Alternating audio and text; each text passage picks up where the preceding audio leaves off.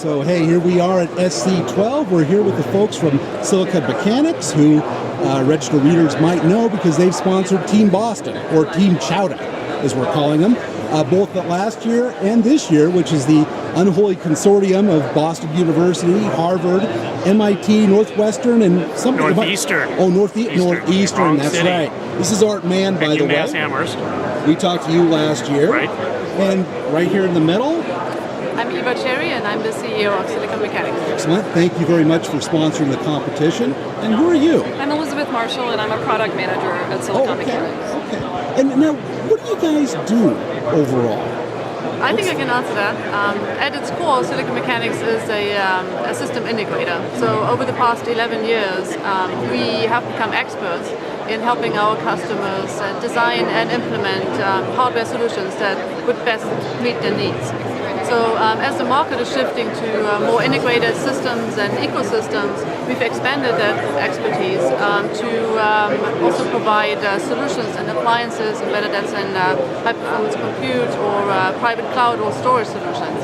And in fact, some of those are being demonstrated in our booth, and the student cluster is an example of that as well. And actually, that's gave right into your wheelhouse as a product manager, having to respond to all these changing trends.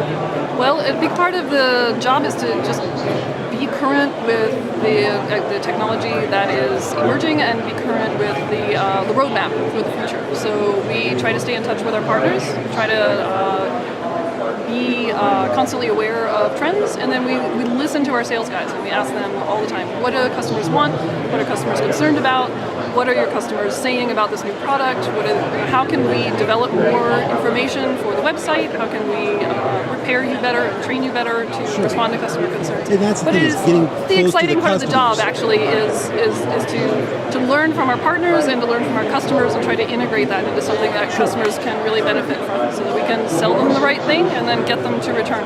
And it's quite the treadmill that you're on. It is. And actually, the bottom of that treadmill, where the feet hit the road, that's you, Art, in dealing with your clients, right? Right, all over the country, yes. And what segments are you working with? Is it? So I manage our group, our sales group, that works with higher education, research, and government entities. Okay. And you're the one that got the company involved in the student cluster thing. Right, because we started working with Boston University about 2-3 years ago, and Dan Kamalik, who's at Boston University, was thinking about sponsoring a team for the student cluster competition. Yeah. And as you and I talked about last year, we were very successful, and they very much enjoyed our partnership in sponsoring them in that student team. And it was up in Seattle. It was a really it was very easy for us as well. It was a perfect really fit. And it also played into something we had been thinking about for a long time, also called the Research Cluster Grant. That is to be able to donate a cluster back to the education community. And so we've tied these things together again this year. So Boston University, that one team grew into the team representing the entire Massachusetts Green High Performance Computing Consortium. So all those schools that you listed earlier are on that list. So they're represented. And again, we're doing what we're now calling the second annual Research Cluster Grant. That process has already started. And I wrote about that. Who ended up getting the grant?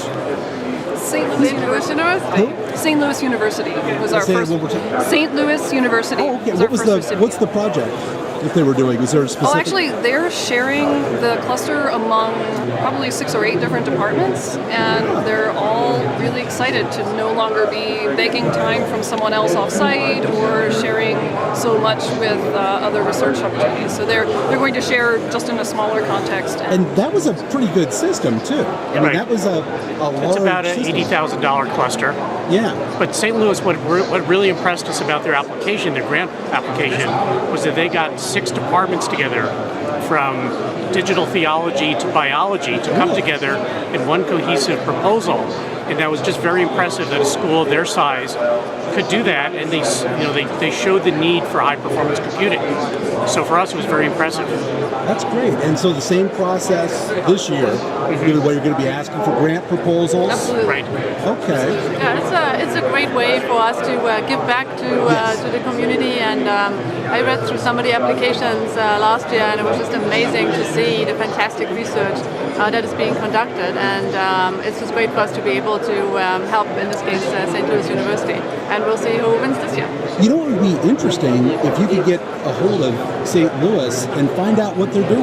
What have they done, as soon as they've had it for a year, and be able to publicize that along with this award. I think that's a great idea. It's funny that you mentioned that because we already have a white paper that describes their usage over the past 4 or 5 months as each department has started to use the cluster. And we're going to be in touch with them. We're going to find out over the years what they're doing. Okay. But we've already published some initial information on that. Oh, good. Okay, and what I'll do is I'll put a link to that in my article. That'd be great, Dan. That'd be great. We might actually also be putting up some video interviews, which formed the basis of the white paper. So if you wanted to see the people themselves, describe some of the research and what they're doing with the cluster, it'll give other institutions sort of a roadmap as to how to put together their proposal. Correct. And this is it right here, this annual research cluster grant. Oh, you're fine, you're good. You're not that tall. Thanks, Dan. You're plenty tall.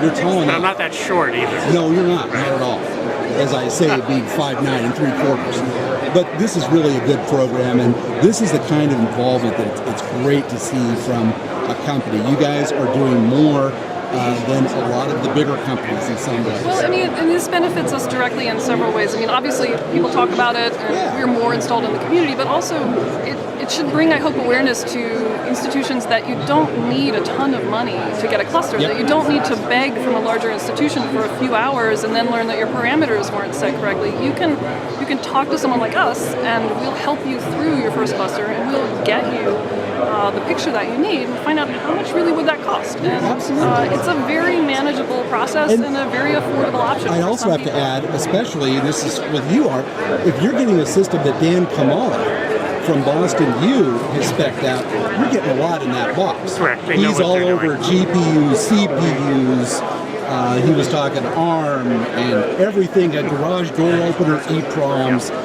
He gets a lot of value in a box. And he's helping us to engineer what this is. Yes. And our partners have really given us the most current things from their current Yes, so these are been great. very really up-to-date systems. Yeah, absolutely. We appreciate So we'll that. see who the lucky institution is this time. Can't wait. And thank you so much for the time. Thank you, Dan. Thank you, Dan. Talk to you soon. Bye.